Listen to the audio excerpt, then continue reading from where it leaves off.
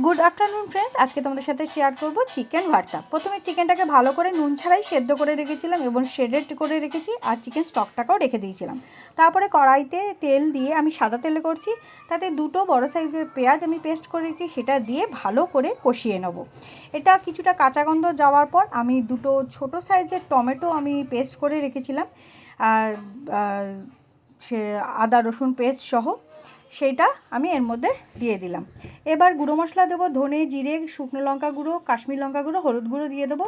ধনে আর কাশ্মীর লঙ্কা গুঁড়ো 2 চামচ, বাকি সবই 1 চামচ করে দিয়ে ভালো করে মশলাটাকে আমি কষিয়ে নেবো। এরপর প্রয়োজন মতো নুন দিয়ে দেবো, আর সেটির চিকেনটাও দিয়ে দেবো। তারপরে চিকেনের স্টক দিয়েই কিন্তু কষাবো, অন্যরকম জল আমি কিচ্ছু দিচ্ছি না, শুধু স্টক দিয়েই কষিয়ে নেবো। ভালো করে কষানোর পর এবার একটা পেস্ট বানিয়ে নেবো, কাজু বাদাম, চারমগজ, পোস্ত আর দই দিয়ে ভালো করে পেস্টটা বানিয়ে নিয়েছিলাম। এবার সেটা দিয়ে দেবো, সেটা দিয়ে ভালো করে নাড়তে হবে, কারণ কাজু বাদাম দিলে তলটা লেগে যায়।